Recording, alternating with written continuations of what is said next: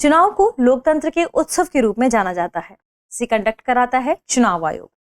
ऐसे ही यूपीएससी की final result को प्रशासन की दुनिया में उत्सव के रूप में जाना जा सकता है। क्यों?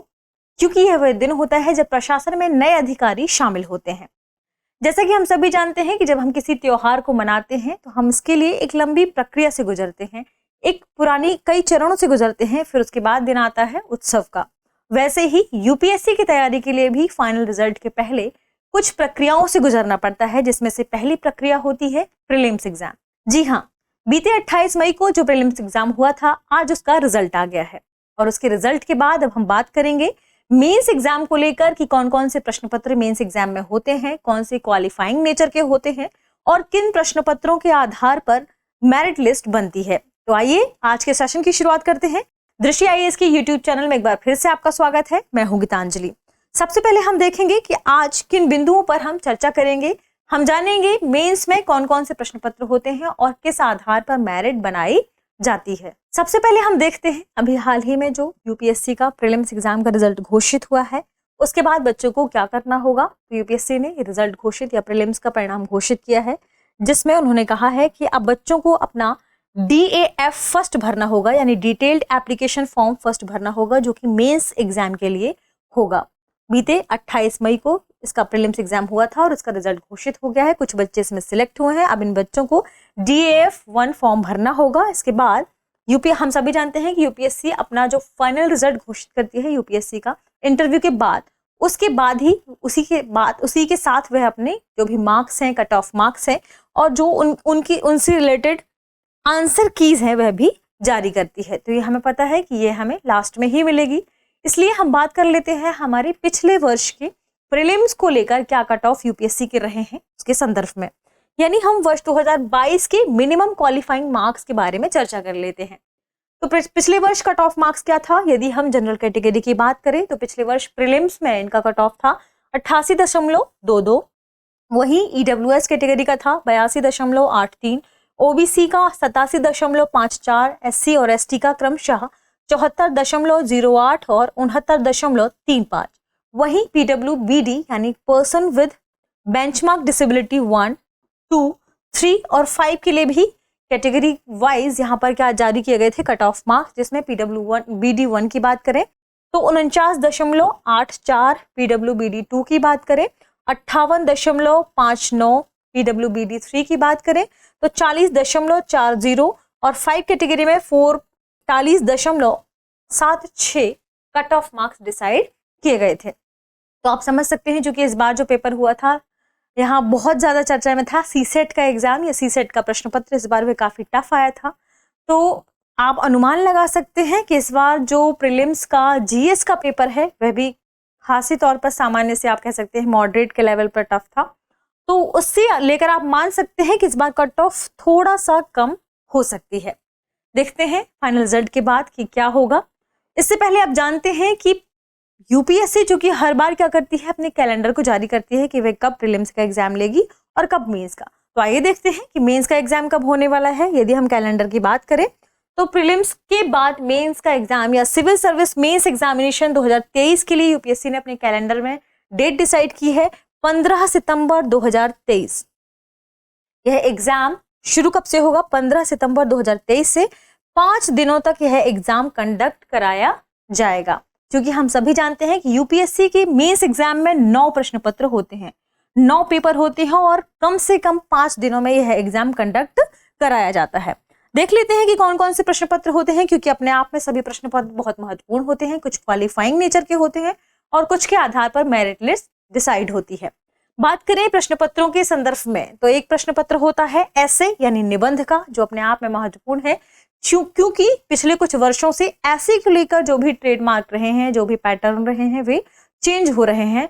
तो हम जानेंगे आगे स्लाइड में ऐसे के ट्रेंड एनालिसिस को भी देखेंगे कि अब कैसे ऐसे के टॉपिक्स आने लगे हैं। इसके बाद जनरल स्टडीज 1 यानी सामान्य अध्ययन प्रश्न पत्र 1, सामान्य अध्ययन प्रश्न पत्र 2, सामान्य अध्ययन प्रश्न पत्र 3 और सामान्य अध्ययन प्रश्न पत्र 4 को एथिक्स के नाम से भी जाना जाता है। इसके अलावा 2 पेपर होते हैं क्वालिफाइंग नेचर के, जिसमें कोई भी इंडियन लैंग्वेज जो आपने भरी होगी और एक इंग्लिश।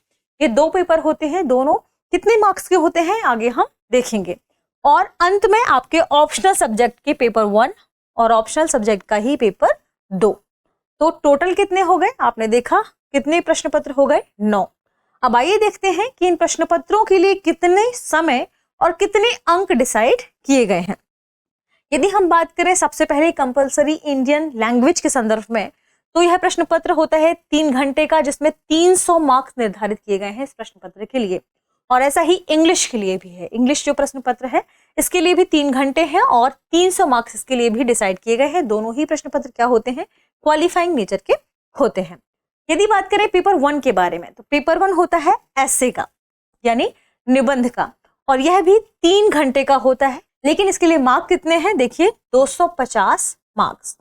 यहाँ पर ऐसे को लेकर पिछले कुछ वर्षों से, आप कह सकते हैं 3-4 वर्षों से लगातार ऐसा देखा जा रहा है कि पहले जो 2 खंड हमारे पास निबंध के होते थे, उदाहरण के तौर पर देख लेते हैं।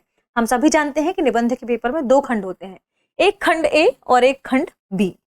खंड ए में 4 टॉपिक लिखे होते हैं और खंड बी में भी 4 टॉपिक लिखे होते हैं, जिनमें यदि हम खंड में बात करें तो 125 में डिवाइड कर सकते हैं हम।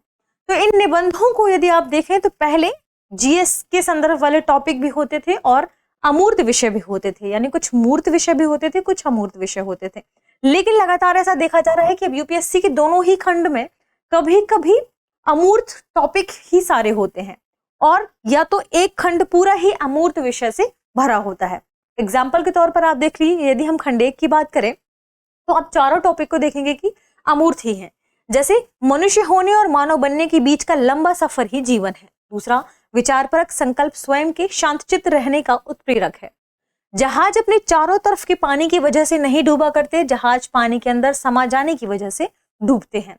और चौथा टॉपिक है सरलता चरम परिष्करण है। तो आपने देखा, यदि आप एक विचारशील व्यक्ति हैं और आप कई चीजें जानते हैं, समझते हैं, तो आप इसे आसानी से लिख सकते हैं। केवल जीएस के आधार पर अब इन विषयों को नहीं लिखा जा सकता। इसके अलावा आप देखिए खंड बी भी देख सकते हैं, इसमें लिखा है जो हम है वह संस्कार है, जो हमारे पास है वह सभ्यता। दूसरा टॉपिक क्या है, बिना आर्थिक समृद्धि के सामाजिक न्याय नहीं हो सकता, किंतु बिना सामाजिक न्याय के आर्थिक समृद्धि निरर्थक है। तीसरा विषय है पितृसत्ता की व्यवस्था नजर में बहुत कमाने के बावजूद सामाजिक विषमता की सबसे प्रभावी संरचना है। और चौथा विषय है अंतरराष्ट्रीय संबंधों में मौन कारक के रूप में प्रौद्योगिकी। तो आप देख सकते हैं कि इसमें अमूमन आप कह सकते हैं मैक्सिमम टॉपिक्स क्या है, अमूर्त है, यानी इन टॉपिक को आपको लिखने के लिए पर्याप्त जद्दोजहद करनी पड़ेगी। तो हमने देखा ऐसे के बारे में। अब जानते हैं सामान्य अध्ययन प्रश्न पत्र के बारे में। दरअसल GS1 प्रश्न पत्र होता है, पेपर 2 कहलाता है। GS1 है जो कि 3 घंटे के लिए है और 250 मार्क्स निर्धारित होते हैं इसके लिए भी। वैसे ही पेपर 3, 4 और 5 की बात करें तो इसमें सामान्य अध्ययन 2, सामान्य अध्ययन 3 और सामान्य अध्ययन 4 प्रश्न पत्र शामिल हैं। ये सभी 3-3 घंटे के होते हैं और इनके मार्क्स 250, 250 और 250 निर्धारित होते हैं। और अंत में है ऑप्शनल सब्जेक्ट, यानी वैकल्पिक विषय जो आपने अपने लिए चूज किए हैं, पेपर 6 और 7।